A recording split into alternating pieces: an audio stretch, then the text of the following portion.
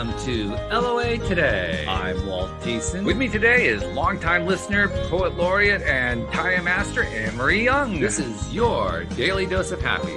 We are so happy you decided to join us today. Anne-Marie, I'm kind of excited for a number of reasons, not the least of which is I learned a new word today. I have a new word to add to my vocabulary, and it comes from our guest. What is your new word? The new word is panentheist. And like what? That's one of those words you read it and you say, God bless you. What did I just say? So what does it mean? Well, let's find out. We're going to find out from the person who shared it with me for the first time. She's our guest for today. Her name is Kirsten Rudberg, and she's joining us to talk about a whole wide range of things. But we're going to start off with panentheists. Kirsten, hello. First of all, welcome. And second of all, where did that come from? I don't want to take credit. It came from a couple of classmates of mine in my cohort in seminary. And because I think I grew up overseas, I always blame my parents and say they showed me too much. So I couldn't really pick a religion or a way of worship in the world. But what really spoke to me was panentheism, which is that God is in everything, that everything is conscious, that everything has an intention or is working for the greater good. So I can take no credit where credit is due, my much smarter classmates in school. So, yeah. I don't know about you, Anne-Marie. I'm going to give a little credit because she brought it to us. Yeah, that's a great word. How do you say it again? Panentheist. Panentheist. Yeah. It is like a sneeze. Yes. It is. Yes. Panentheist. You couldn't say that with a lisp, could you? Panentheist. In fact, it even has a joke built into it. Panentheist, God bless you. I mean, oh my gosh. Oh. Brilliant. Oh my days, Walt. You're on fire. I love it. But when I first saw that word, panentheist, I mean, the first thing I reacted to was theist. Do I want that? But then I saw the definition, consciousness and everything. I said, well, that's what I believe. Yeah. And I mean, the idea of me believing something that is tied to the word theist kind of scared me for a moment. But once I got past that one, I said, this is pretty cool. Because I didn't know there was a word for that. Yeah, neither did I.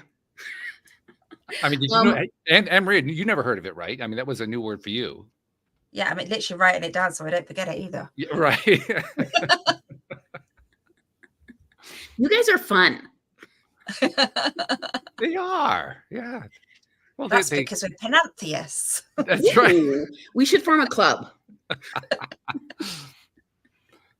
The first meeting of the Panentheist Society of the World is now called into session.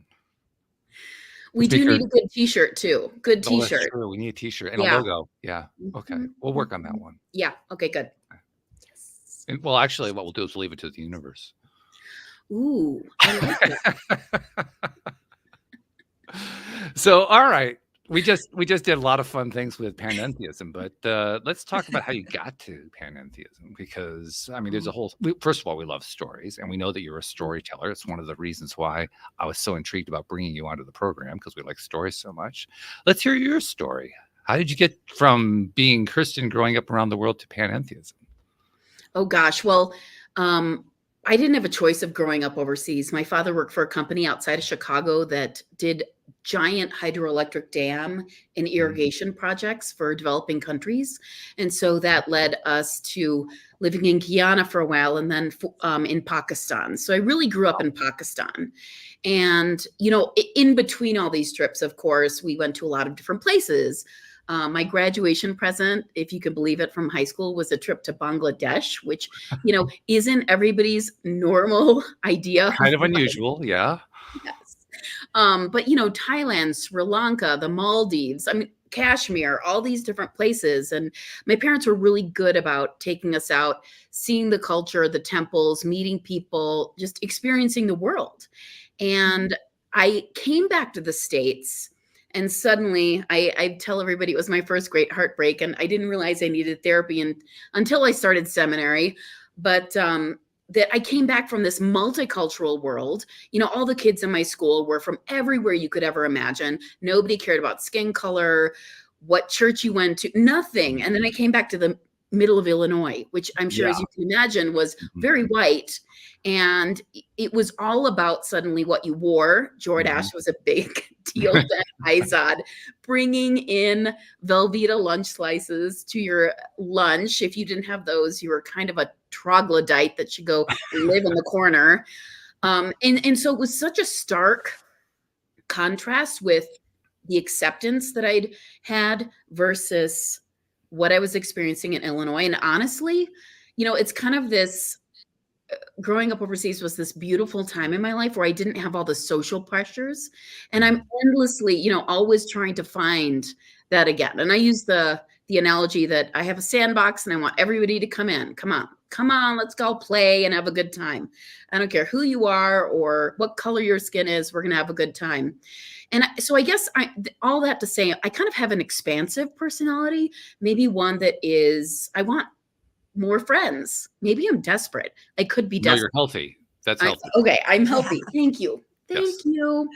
And so really, truly, this panentheism is, for me, also a very generous way of looking at life and of looking at the natural world and seeing myself as part and parcel of everything kind of creates for me more generosity of spirit, thinking that a stone and a tree and nobody's more special than anyone else. We all are legitimate. We're all supposed to be here, and we all perform an important function as far as how this world moves. And I don't know. I mean, if I could, I would invite the stones in the sandbox too, but they don't really do anything but sit there. So, but they vibrate. Their loss. That's true. But I don't know if it's too fast for me to see or too slow. Something's getting lost in translation. I didn't say that we were good at picking up the communication. I just said they vibrated. That's all. End of sentence. But what you're saying is absolutely correct. And I love it. I love that kind of, boy, I'm kind of envious to have grown up with that kind of experience. Mm-hmm. I mean, on the one hand, we often talk about this a lot.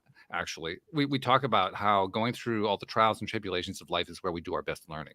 But man, there's something to be said for living in harmony from the moment that you're born. Like, whoa, that just sounds so appealing. Yeah. It's there were definitely trials and tribulations over in Pakistan because my mother we had lived in Guyana. When she got to Pakistan, she started losing a lot of weight. And so they thought she had a tropical disease and nobody could diagnose it. But what they eventually discovered was it was celiac before everybody knew what celiac was.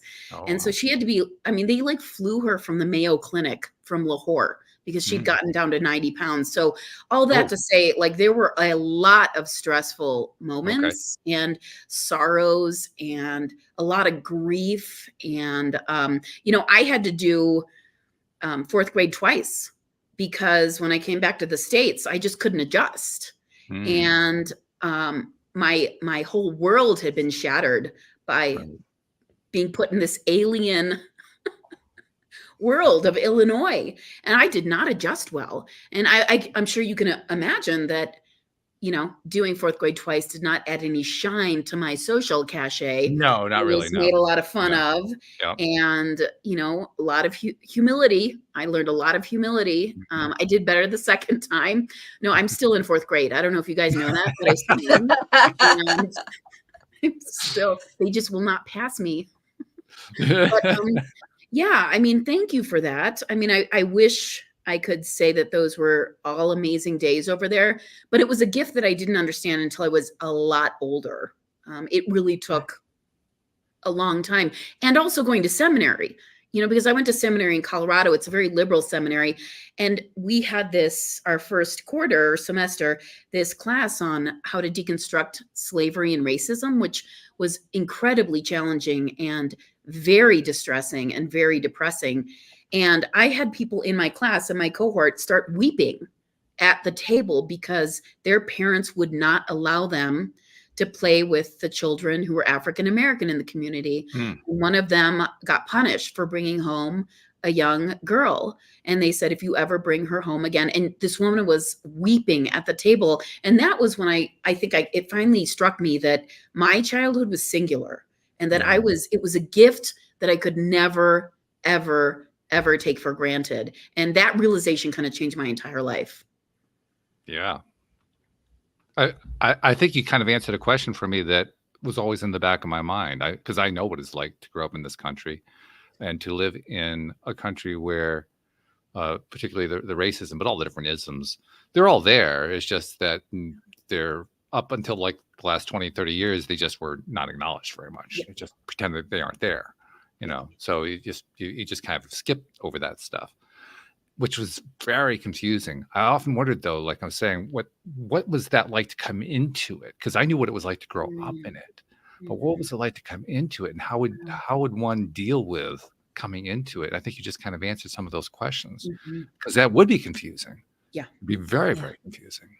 Absolutely. It did not help that the first day of school, my mom sent us in our Pakistani clothing. So that kind of just set the stage for the rest of the nightmare that was coming. Yeah.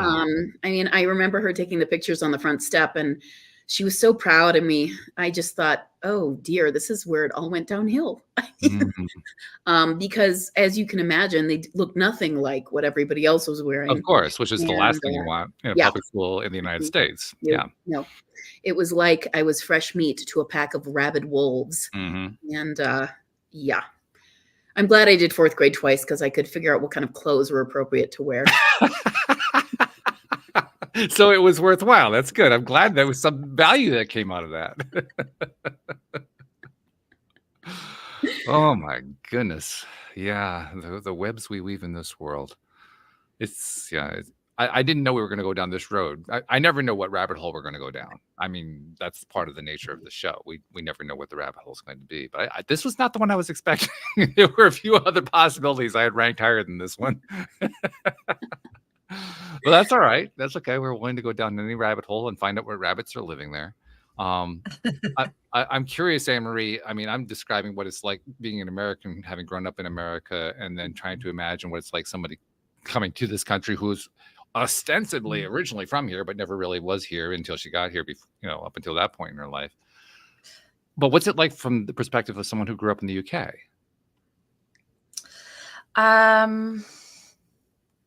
Try to remember that far back. My question was very similar. It's like, how did you adjust to that? And I know that I moved towns when I was 11. I even stayed at the same school. That was tough enough.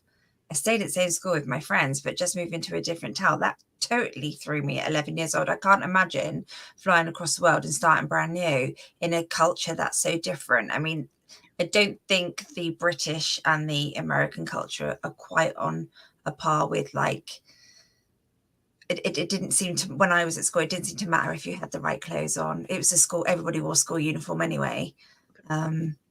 It just didn't seem to have those things. But I think we all feel a bit alien at that age anyway. You know, we all feel like we don't fit in. So to come from another country, I just can't imagine.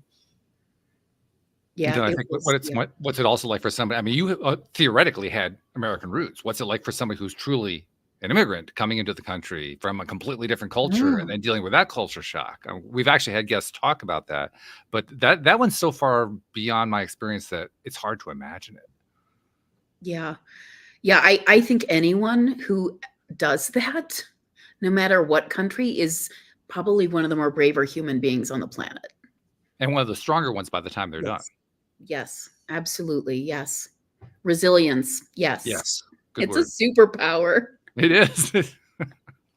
I always wondered where superpowers come from. And now I know. Ooh, do I really want to know? Yeah. Yeah. It's a challenge. All right. Well, that gives us the background for how you got here and how you got to where you are in your life. But there were a lot of different ways you could have gone, not just with your own career and your own lifestyle and so forth, but with your personal development. You ended up at panentheism, which is my new favorite word, by the way, but you ended up at this idea that everything's alive, everything's conscious, everything's connected. How did you get there from there? To panentheism? Well, panentheism, I think, was kind of like an end game. How did you get to the end game from that start? I mean, that's quite a journey to take. Yeah, I was going to say my mom would be really happy that you called it a career, because she's really doesn't know what I'm doing with my life. So I'll have to just show her this and say, someone called it a career, Mom. She and most parents, by the way, most parents are still trying to figure out what their kids are doing. I'm just saying, unless they became a doctor, a lawyer, I mean, unless they fit one of the traditional categories, that's what everybody was trying to figure out. It has been for generations. Yeah. Hey, I'm still trying to figure out what I want to be when I grow up. Yay.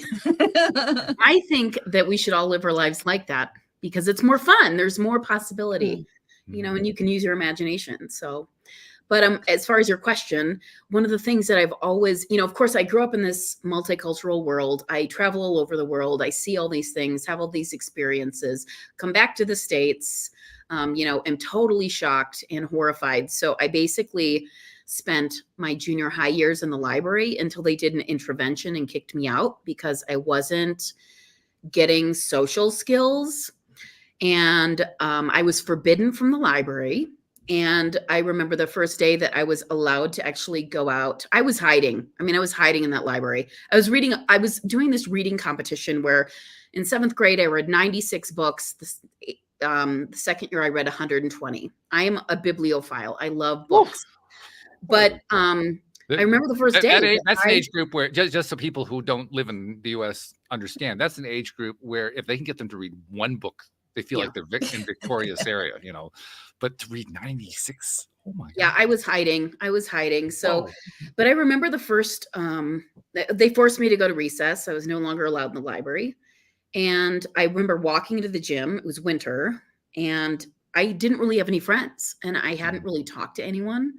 I didn't really know anybody. And these 3 girls sitting over on the side of the gym, African-American girls, took me in and we became best friends. And then when I graduated from 8th grade, I was class bookworm. When I graduated from high school, I was class clown. So that should probably tell you a little bit about my evolution. Wow, that's a transition. Who knew this could happen? So, but all that to say, I've always loved books. I can disappear into a book any number of ways, mostly comatose because I don't pay attention to the world. However, because I grew up overseas, I think I have been fascinated with fairy tales and myths from all over the world, just desperately. So, I'm in New Mexico right now, and you should see, just the wall of indigenous myths, Hispanic myths. It is just astonishing at the used bookstore. So I always go in and I'm actually teaching a workshop on Wednesday about how to use fairy tale and myth to facilitate your creative process. But Russian myths, grab the book. Oh, Czechoslovakian myth. I have been just a glutton. It's embarrassing, actually. And I am fascinated with how humans create meaning and how they figure their world out and how stories evolve over time, depending on, the political or cultural constraints that are happening around their stories. And so the panentheism seemed to me, when I was trying to figure out, because I hated going to seminary and not having a religion, it was very distressing because we had 35 people in my cohort. They all had something, including UU, Lutheran, Presbyterian, all these different faiths. And I had nothing. And I just thought, what speaks to me? And story speaks to me. How humans create meaning speak to me. I love the stories where a tree comes alive and it gives someone advice, or a stone pours water for someone who is desperately dehydrated in the desert. These magical creatures come forth to help the protagonist on their way to succeed, to achieve something. And to me, panentheism was that. I was like, why wouldn't I want to talk to that stone over there? Who knows what it's hiding or what it can give me? And so I don't know, that's a long answer to your question, but that's how I evolved there, probably. That's a good answer. I like that. Yeah. You managed in a very short time to cover a very wide breadth of possibilities. That's a skill. That's not easy to do. I'm curious. Go ahead, Anne-Marie. No, I was just saying it almost takes you back to your early childhood, because where anything is possible and there's no stigma. A tree can talk, a tree can advise, a rock can give you water. It's just embracing everything. Yeah, I think it's for me, because I have a really playful spirit. It's for me a way to be adult in our world, which can be so challenging and stressful, but it's a way to be in this world where there's always the possibility of play and imagination and new experience. Because, you know, I'm open to those things. I'm open to the possibility every time I step out the door. Unless I'm in a bad mood and I'm super grumpy, then I'm not. But mostly I like to live with the idea that there's possibility every single day. You know, something magical could happen. So, yeah. I'm also curious, are you a Joseph Campbell fan? Oh, yes. Actually, when I give my workshop on Wednesday, that I'm going to talk about the hero's journey. Okay. First of all, I just think I don't know the level of the students that are coming. So as kind of a background, it's a good architecture to like hang stories on and narratives. So yes, I am. Why, yes. I can't say I'm real surprised, to be perfectly honest. If you weren't a Joseph Campbell fan, now that would have thrown me. But yeah, based on what you've told me and what you've told us, yeah, I'm not surprised that you're a Campbell fan. I think one of the reasons I thought of Campbell was partly because you were referring to myth, but also partly because Campbell is kind of representative of the last, 50 years, my lifetime, let's just say. Throughout my lifetime, I've seen a transition that has occurred, particularly here in the US, but it's also occurring across the world toward this general idea of panentheism. Not that that's ever been labeled as where it was going. Heck, I didn't even know what the word was until 20 minutes ago. But that's kind of where it's all been pointing to. And Campbell is very much an example of that, because when he first started writing, he was not accepted. He was not believed. He thought he was basically rejected as a fraud and as somebody just to be ignored. And today, he is a major figure in the lives of so many thought leaders today. Yeah. I mean, and he still has his critics. I mean, it's not like the critics went away. They're still there. They're still complaining that he's basically a false prophet and all this kind of stuff.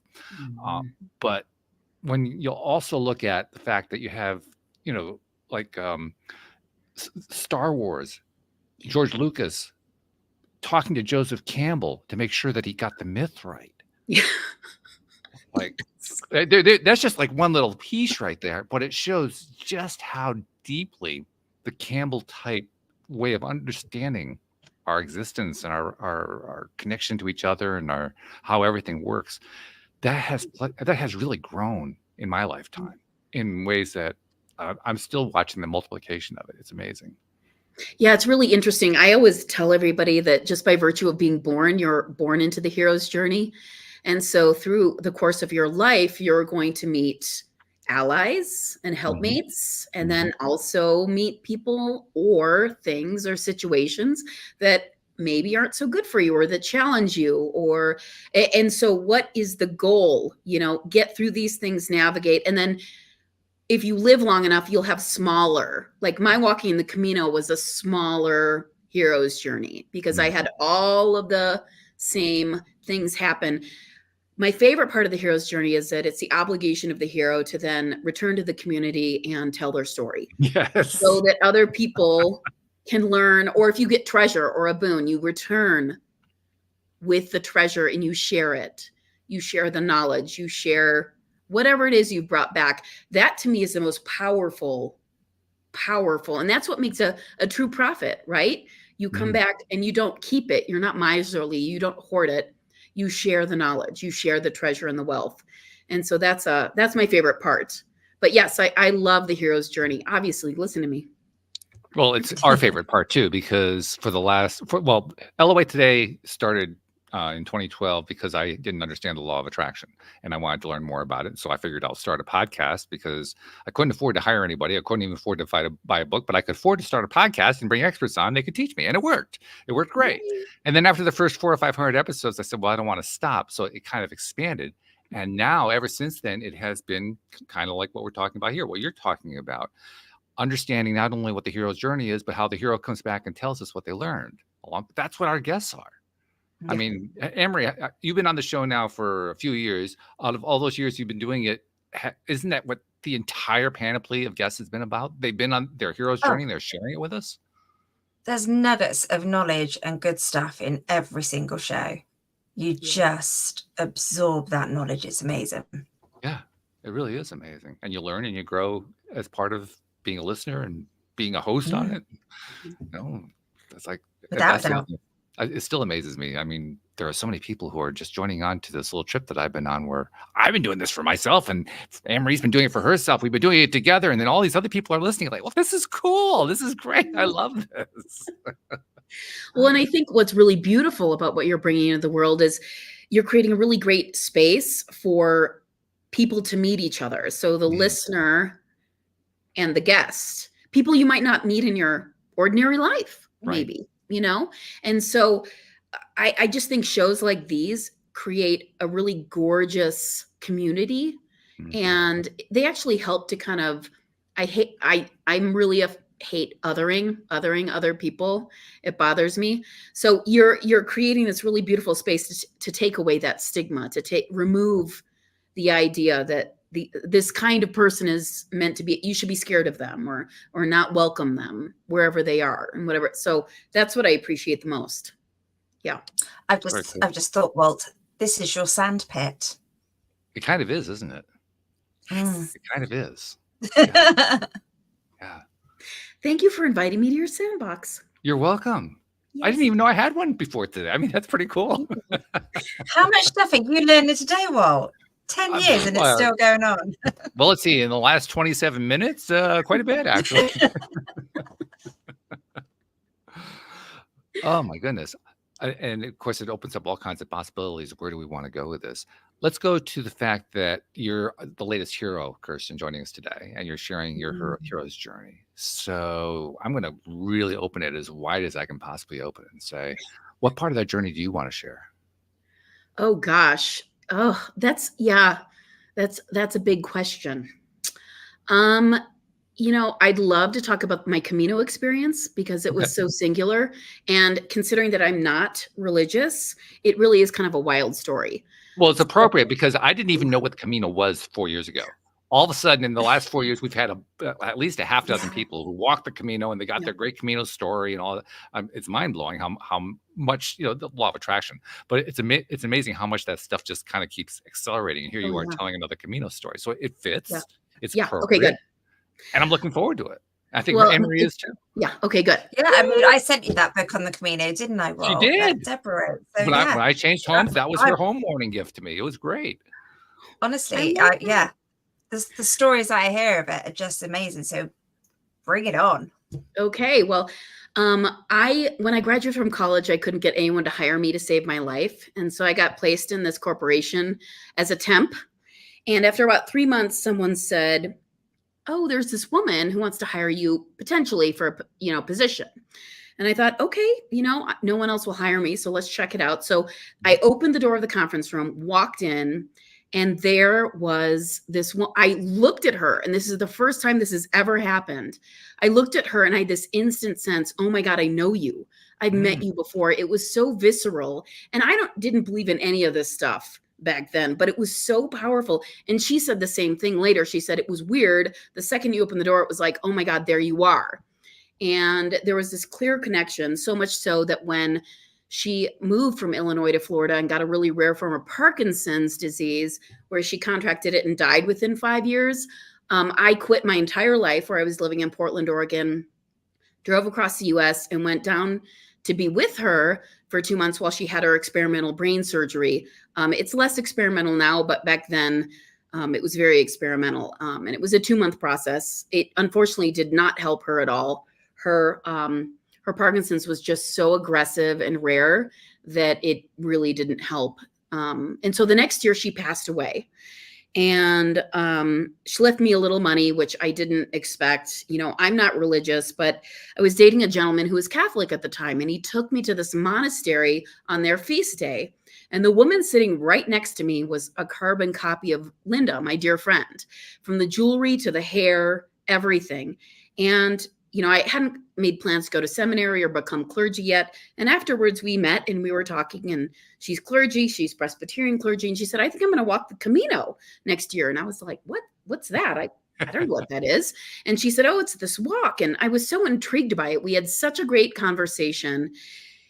And then my partner at the time, who was Catholic, said, you don't know what that is? So for Christmas that year, he got me all these guidebooks for fun, just to read and see what was going on. And then a few months later, a dear friend sent me a package and I opened it, and it was this DVD of this movie called The Way, which is this movie about the Camino by Martin Sheen and his son Emilio Estevez. Oh, yes, right. He said, I just feel like you're supposed to have this movie and watch it. It's so sweet and it's so interesting. You should watch it. And I thought, okay. And I liked it. And I thought, oh, that's really sweet. Yeah. And then about 2 or 3 months later, I was getting acupuncture, and my acupuncturist said, my mom just walked the Camino and she broke her ankle. And I was like, what? Why? How do you know about this? I don't know about what is going on. And why are all these people bringing this up?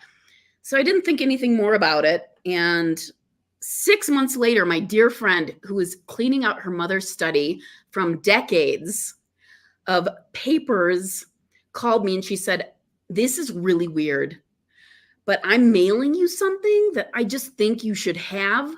And I don't know why I'm doing it, but you're going to be getting something in the mail. And I said, okay. And I get it a few days later, and it's a Camino walking from the 1960s brochure. And so it's basically this guide for walking from the 1960s. And I thought, what is going on? What is happening here? And so whenever I get kind of stymied by what's happening, I pull a tarot card. And the tarot card I pulled said, you have not been listening to the messages we've been sending. And I just sat on, I wanted any card other than that, because I just sat there on the bed and I thought, there was a lot of cursing. And I just said, are you joking? You want me to, I don't hike. I don't really walk. I'm not religious, by the way. This is absurd. And this is stupid. And so I mulled it over for a few weeks. But the second I made the decision to do the Camino, I got someone to stay in my house. All this stuff it was like being blown by this fierce wind. Everything opened up. All my concerns were taken care of. So I ended up driving across the US, took a ship from Miami to Barcelona, took 3 trains to southern France, and I walked a route that's really one of the least known routes because I wanted to be intentional. It's known for its solitude and how difficult it is. And there is something to be said for being able to eat 20 croissants a day and not, but in fact, lose weight. It was like the best thing ever. I ended up walking across France up to northern France and then a little bit along the Spanish coast. And I have never been treated, well, France had the worst weather it had in 90 years. Most people quit because it was terrible. It hailed and snowed on me in May. It was insane. I was covered in mud most of the time. I was alone most of the time. And I've never had people be more loving and kind to me in all these small villages. I had to sleep in the French forest one night because all the places closed because the weather was so bad and it wasn't worth it to be open. So I brought my tent and everything and I camped in the forest. It was terrifying. And then the next day I got to this World UNESCO Heritage Site, and at breakfast the next morning, the woman said, what are you doing? And I said, I'm walking the Camino. And she said, alone?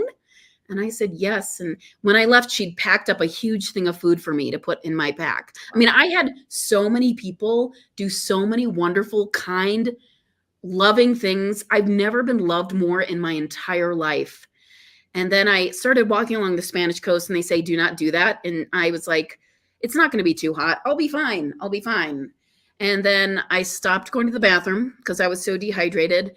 But I had that moment. I was clambering up the side of this very steep hillside with this massively heavy pack. And I had that moment where it was embarrassing because I was like, this is like a really pathetic movie where you just break. I broke and I howled out to the wilderness. Everything came out of me. Wow. Everything. And I was disappointed in myself because I thought I would do it way more elegantly and maybe more intentionally. But no, that's not what happened.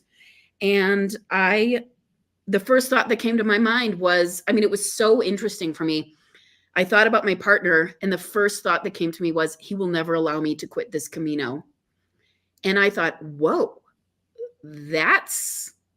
oh my gosh, there's a lot there that I need to unpack. And who am I doing this for anyway? And why am I giving all my energy and power away to someone else? And why do I feel like that's okay? And so I went into the next town.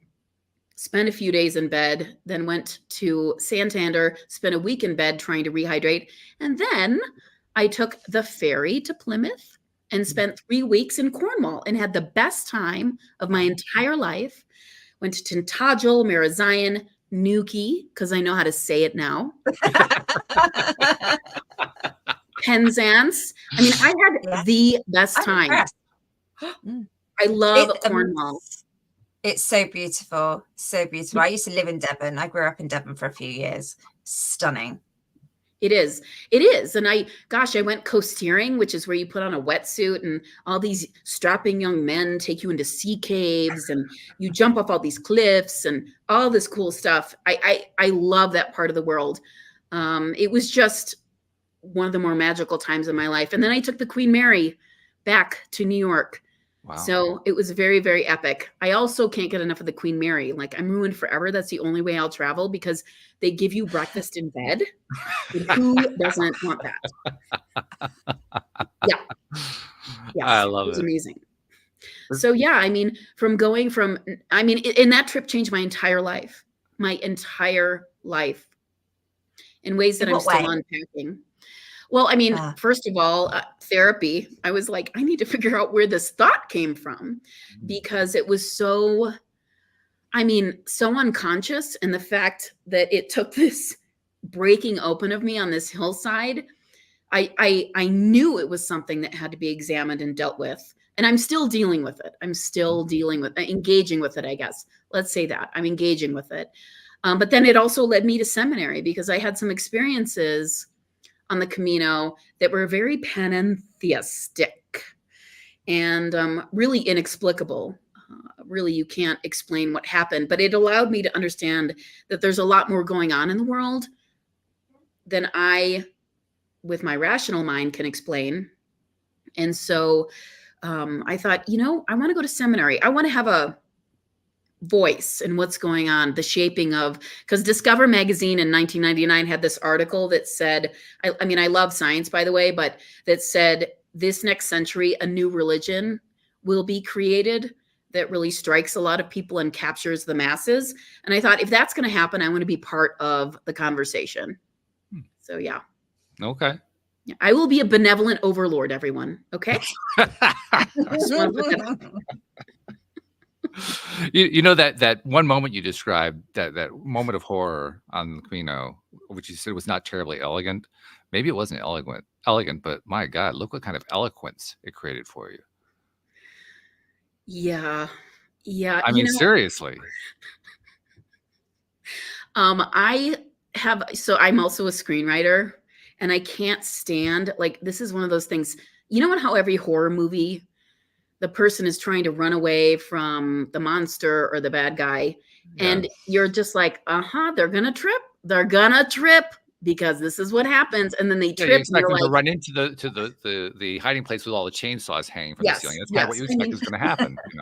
It's like, it's so boring because you just think this is so basic. Can't you come up with something more interesting? Right. And so I think that's why when I had that moment on the side of that hillside, I thought, oh, Kirsten, like, at least you could have maybe rolled down the hillside, almost gone off a cliff, get hanging from a tree, screaming. Someone could save you, like, make it a little more interesting, make it a little more provocative.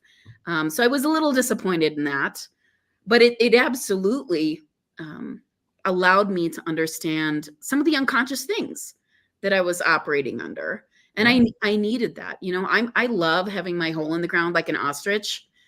It's like my favorite thing. Obviously, I was hiding in that library. If I could hide in a hole, I would probably do that too. But this forced me to confront something that needed confronting. You heard in the introductory video that we show at the beginning of the episode, Anne-Marie is a Taya master, which means she's gone through something called the Taya boot camp. Taya stands for Trust Your Abundance, put on by a friend of ours named David Strickle. And when you go through the Taya boot camp and you do become a Taya master, you go through exactly that kind of thing. I mean, I went through it also. For me, Anne-Marie, it was in the very first module. I don't know where it was for you. It's always different for every person, but there's always that one moment where you just do this massive crash and burn and it's completely unavoidable and it's part of the course. which kind of pisses you off, really. Yes, mine was I started off great. Yeah, I've got this. This is fine. There's not really any bad stuff in my life. And then, oh my God, it was just down for a long time. It was one of the hardest things. But when you've gone through it, the elation and the freedom, it's so worth it. And then that, I was also doing it while going through the menopause. That's even less fun. But just doing that, and I think that's with the Camino is that confronts you. That's what you get. It's that magic of, hi, you can't run anymore. You're not tripping over. I'm tripping you up. And that's the beauty of it. And it's that magic space to do it. And it's always, from what I gather from people, it's like the Camino supports you through it. Yeah, it absolutely does. You wouldn't get that if you were just in the street. Yeah, absolutely. And I think, it was something that for me, since most people quit walking, I needed to do it alone because I'm sort of a contemplative at heart. And there's something really magical about waking up every day and you brush your teeth, put your hair back in a ponytail, put your shoes on, put your pack on, and you walk. End of the day, eat dinner, brush your teeth, go to sleep. And there's something so contemplative about that. Having the same movement every day, it really takes you out of the ordinary world. Like you're in this liminal space that doesn't really exist. I'll never forget. I mean, I was walking through this French forest and alone, always alone. And it was up and down these kind of mountains or hills. And I was feeling the solitude. There had been a forest fire that had gone through. So some of the trunks were charred and blasted, had exploded. So there was a great feeling of this place had been logged, it had been burned, but there were still trees. So there's a sense of just being in an otherworldly landscape. And I come to the crest, and there's a big open, and I look over, and I've been alone for multiple hours. And in the middle of nowhere are these two fancy sport cars, a group of like 6 or 8 people sitting at this picnic table, drinking Dom Perignon with like a whole picnic thing laid out. I felt like Alice in Wonderland. And they were like, come drink some champagne, like come have fun with us. And I thought, good Lord, I'm so dehydrated. I would probably die if I drank that champagne. But it was one of the more surreal experiences I've ever had in my life. Because you just don't expect that going through kind of a ravaged landscape. I have many other experiences like that. Just people hanging out of their, windows that are bedecked with these gorgeous window boxes full of flowers. And they're like, bonjour, bonjour, yelling at me. And finally, after walking for 2 months in France, I sort of understood French a little bit. In the middle of this tiny village, I encountered this man who looked like he was dressed for a Mongolian winter. I mean, he had like the whole hat, everything. And he came up and he was like 85 years old. And he was so excited that I was walking the Camino. He just started talking so quickly, asking me all these questions. And I tried to answer him in my broken French. I don't know if we made any sense to each other, but he had the biggest smile on his face. It made his day and mine too, because we had the encounter. And it was so beautiful. And I always think about it and wonder what he's doing, if he's still around. But even though we couldn't speak each other's languages, that smile, that love was there, that appreciation. And it was absolutely magical. Wow. Yeah. Sounds beautiful. Yeah. Yeah. It was really depressing to come back to my regular life. I just have to tell you, I needed more therapy. Well, one of the most amazing themes that keeps playing out over and over again here on the program is we get these heroes. I love that's the day's term. We're going to call them heroes from now on. We have these heroes who come onto the show and they tell us their journeys of heroism, and in the course of those journeys, they go through hell and back. Mm-hmm. And to a person, I don't think I've ever heard a single one say, "I really didn't get anything out of that." They all talk about how they wouldn't necessarily want to go through it again. In many cases, the stuff is so horrific that there's no way anyone in their right mind would ever go through it again. But they would never trade it in. It was like the best thing that ever happened to them. And I remember the first time that concept was expressed to me. It was expressed by one of my good friends, another co-host, Joel Elson.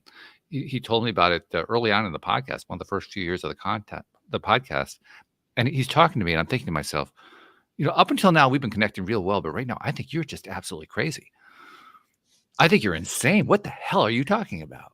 I couldn't grasp it. How could that be? How could you possibly go through the worst horrors of your life and say it was the best thing that ever happened? I've since then come to appreciate, yeah, it really is. But that's one of those things that's on the face of it. It just sounds crazy. I mean, it does. Yeah, this falls under, it's really great that we can't see the future, because we would not go towards those things that can shape us and mold us. Or, I always use the word clarify. You know how you make ghee, you clarify the butter so that it's healthier, I guess. If we could see the future, we wouldn't go through the struggle. We would avoid it at all costs, and to our detriment. Because personally, I clarify the butter just because I like it better with the lobster, but that's another thing entirely. It is delicious. It is delicious. But there are a lot of reasons for clarifying. And they're going to be, this is the part that took me the longest time to understand. Once I got it. There are going to be different reasons for everybody. Everybody has different things to clarify. Yeah. That's why it's so hard to understand, because everybody's clarification is different. Yeah. Everybody's lessons are going to be different depending on what needs to be adjusted, I guess. I always look at it as, because I did the Camino, I went to seminary, and, now I have all these projects I'm working on that are really kind of social justice oriented, but also about engendering community and belonging. And I might never have done that, even gone to seminary, if I hadn't walked the Camino. And so really, we have these moments in our lives, I call them these kind of cruxes, where you have this experience and so many other things spin off of it, kind of using a planet as a gravity, the gravity, if you're in a spacecraft, using it to boost the speed or whatever. These experiences are these seminal points in our lives that hopefully shoot us off in the direction of helping other people on our life path, being more authentic, having more integrity. They might be painful and exhausting, but we need them. You brought up we're going to do a really strange connection thing here. Okay, I'm just saying, just kind of giving you a little forewarning about this. But you mentioned gravity. You mentioned how you can use a planet to accelerate a spaceship and that kind of thing. And that's true. You can do all those things. One of the things about gravity that's really fascinating is that no one can say what it is. I mean, we all can describe it. We can describe the effect of it, but physicists don't even know what it is. They just know that you got this big mass, you got a gravity. That's about all they can really say about it, which kind of leaves a lot of room for speculation. I think of it from our, excuse me for using the word, panentheistic viewpoint. Everything is conscious. Everything is connected. So I say to myself, all right, if I want to understand gravity from that viewpoint, how am I going to understand it? And I've come up with a number of different answers. I'm curious to know, Kirsten, what your answer is. If you are faced with the idea of trying to explain gravity from the point of view of what you believe spiritually, how would you go about explaining that? How would you describe that? I see you're ending this with an easy question that anyone could answer. I do my best. And I'm up for the challenge. I do have to say that, I read a lot of science magazines, as I've stated, and one just recently came out that posited gravity doesn't even exist. It's not even something that's actually real. Yeah. And so I'm coming from that standpoint, but also I'm coming from another theoretical paper that came out a few years ago that said mass doesn't exist. It's an illusion. So basically what we see is really information. And so at the beginning, when there was the Big Bang or whatever started this universe, there wasn't any mass. It's literally information. And so what does that look like? So I'm coming from that kind of standpoint. Does that throw a wrench in your question? Actually, it sounds more like you've changed the Big Bang into the Big Meow. Ooh. I've got an answer to that though, Walt. Okay, go ahead. Okay. Why do you have to understand it? You just have to trust it. Ooh. I like the answer. Well, He's there's so one thing I never. don't like about the answer. The reason I raised the question is it makes for a fun conversation. But other than that, I love the answer. Oh, well, I just scuppered that one. Sorry. No, but seriously, that's one of the fun things is taking these various concepts that science has kind of reached their threshold on, because there's always a current threshold. How far does science understand things, right? Yeah. And gravity is certainly one of those things that it's kind of like at or beyond the threshold of what science currently understands. So when you reach that threshold, what do you do with it? I find that to be really important because that's where the true scientific theorizing comes from. It comes Yeah. from that threshold. It comes from that space beyond what science already knows. Otherwise, there'd be no point to theorize, which would be another way of saying there'd be no point to do science. Science is about expanding boundaries, expanding knowledge, expanding horizons. So you have to be willing to dive into, well, what the frig is gravity anyway? Or, the various kinds of questions you can explore. And what better way to do it than through your spiritual or metaphysical foundation? Which is why I asked my question in the first place. Now, how's that for a long-winded explanation to justify something that was really in no need of justification, as Anne-Marie just pointed out? Can you spell all that? No.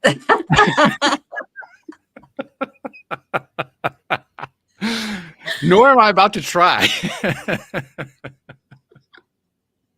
I love that because, I really do think before I went to seminary, I always used to think, oh my gosh, I need to unite science and religion, right? I need to do it. Now, there's already a lot of physicists who are kind of dabbling or engaging in that. People who kind of believe in a larger power or a larger force, and they're trying to reconcile, these two seemingly disparate methodologies. And I think, in the middle is the exciting place, that threshold that you're talking about, that liminal space, where Joker's wild.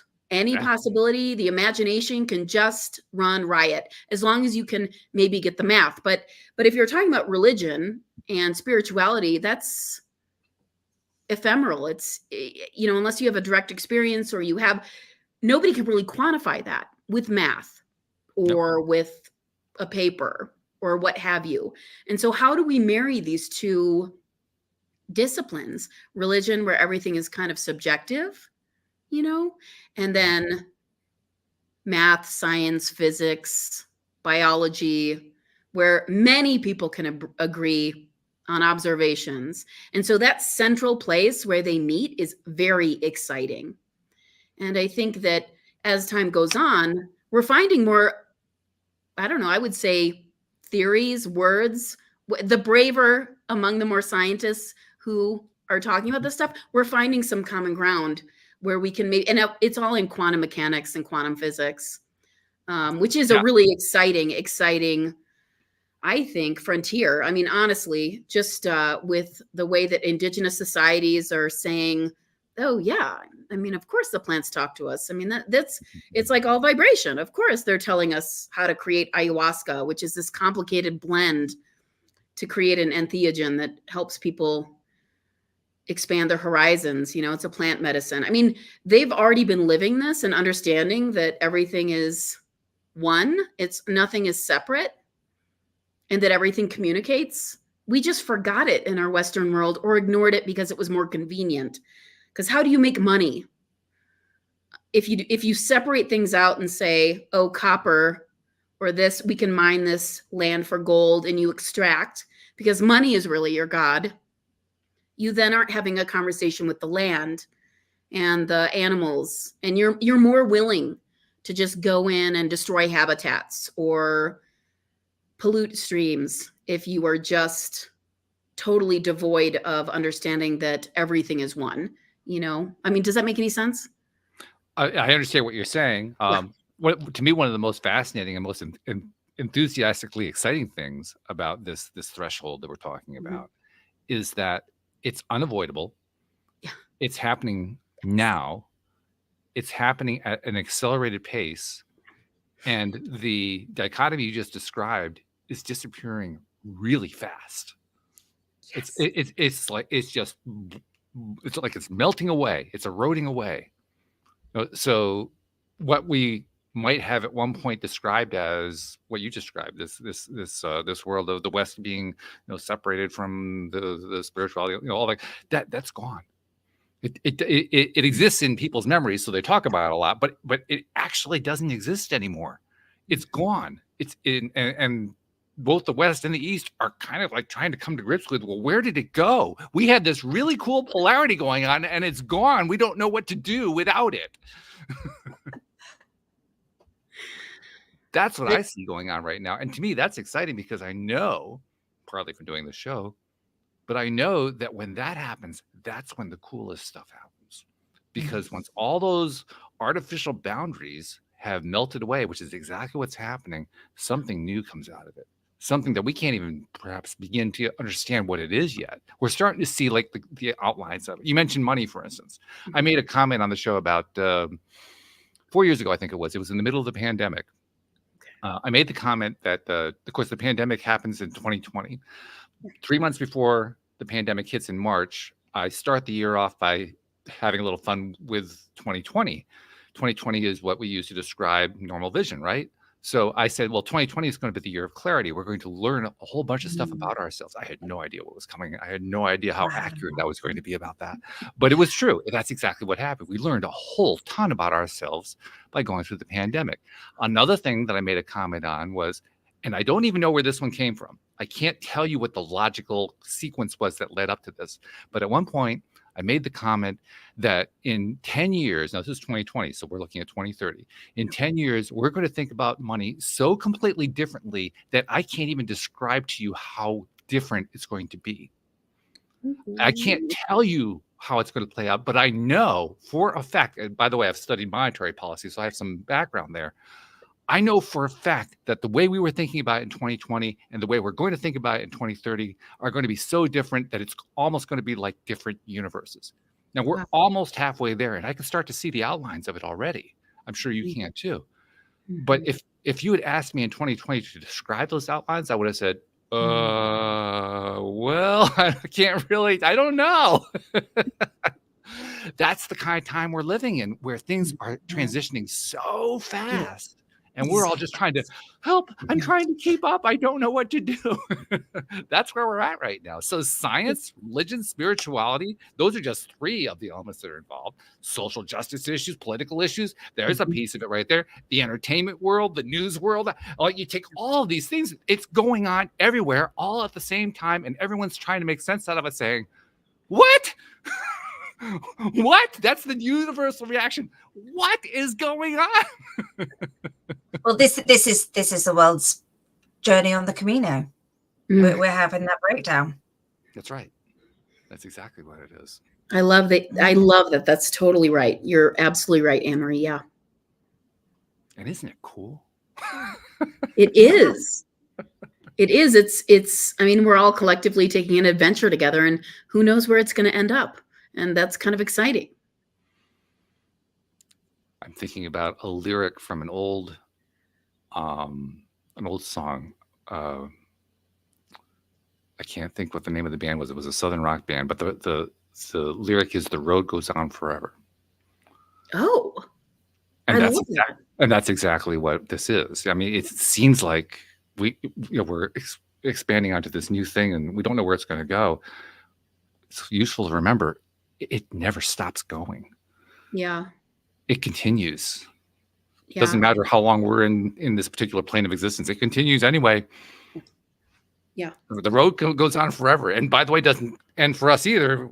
Our road continues too. The whole thing is continuous. It goes on forever. It never stops. Welcome back, my friends, to the show that never ends. There's another lyric. Exact same meaning. You should have a never-ending show, by the way, I think. I think we kind of do, really. That's true. That's true. Well, it's not entirely true, because I do kind of draw a line at an hour, but then I start okay. An hour. Oh, I meant like 24 hours a day, 7 days a week. I mean, someone would have to sleep every once in a while, but I think you could really have something there. I don't know if I could honestly do that. Okay, fair. Just because I could see myself like curl up in a ball after a while, because I'd have so much positive input from it. Oh, yeah. We need that negativity at times. Yeah. You know, Totally. if we don't have that polar opposite thing going on, we get confused. If I just had this huge energy surge all the time, I probably just curl up in a ball. I couldn't handle it. I think that's fair. That's totally fair. I didn't consider that part, but I think you're totally right. Yeah. Yeah. But by the way, there's a lot for me to say that. 5 years ago, I would have said, "Walt, are you nuts?" But now, yeah. Well, I didn't know where this was going. I don't think Anne-Marie knew where this was going, but I like where it went. This is really fun. Yeah, we got a little bit of right. everything in there. Yeah, we really did. There are two things we need to find out first, okay, before we say goodbye for today. Maybe we can get you back another time. But first one is somebody wants to carry on the conversation with you. How do they find you? They can go to my website, bitesizedblessings.com, and it's BYTE. And it's really about my podcast, but you can find more information about me, my books that I've written, other projects that I'm working on. And there's an email there, so they can absolutely reach out to me. Also, Facebook and Instagram. But the important thing is bite-sized because it's BYTE. So yeah. I love the digital piece of it too. I like that. Yeah. Really cool. Yeah. Second thing I got to do, and this is going to be so easy today. I do this as a regular thing, but today is going to be so freaking easy. I noted a few years ago that guests come onto the program and I visit other people on other programs and people are publishing stuff on blogs and social media and so forth and putting out all this content and all this useful information and so forth. And I noticed we weren't getting a lot of credit for it. In fact, we weren't getting any credit for it unless we were interacting with somebody. So I decided to make it a practice to say on behalf of those people that you've never met, you've never seen, you never will meet, you never will see, you've been giving this content to and not seeing what they've been doing with it, but they've been getting advantage out of it and they've been getting help from it. On their behalf, thank you, Kirsten, for what you're doing. Oh my gosh. Because you're making a difference in this world. Oh, well, I'm trying. I'm tired a lot, but I am trying. I know that feeling. Thanks, you guys. This was really, really fun. Thank you. It really was. And Anne-Marie knows where I go last with this. This is going to be in one sense, this is going to be easy. In another sense, this is going to be hard. I don't know where you're going to pick from, Anne-Marie, but I always go to my co-host to summarize, Kirsten. I always ask my co-host to pick, like, what's the one thing that ties the whole conversation for you together? I'm curious to see what Anne-Marie is going to say today. So, Anne-Marie, what's that one thing that you want to grab on? Okay, I've got a visualization in my head. So I've got a road with lots of turns. Okay, so I see Kirsten on this really positive road, but actually there's all these turns and there's all these twists and you've just embraced them and it's taken them with such a positive outlook and just embracing those twists and turns. And that's kind of what I took from that. And see the signs. If somebody's saying Camino 700 times in a month, go to the Camino. Yes. I'm totally with you on that one. One of these days I'm going to have to walk a Camino because, I mean, my goodness, it's amazing how often that concept comes up. And it's scary how it's talk about acceleration. That's accelerating. The frequency of Camino on this show is accelerating. You see it too? I love that. Wow. Yeah. That's scary, by the way. Kirsten, this has been fun. Thank you so much for joining us. Thank you. We wish you, all of the best possible journeys as your path continues. Thank you. Thank you. And this was the most fun I've had all day. I just want to let you know I loved every minute. Well, that means we succeeded. We had one more daily dose of happy. True story. There we go. So thank you very much. Thank you to our podcast listeners everywhere. And we will see you all next time here on LOA Today. Goodbye, everybody.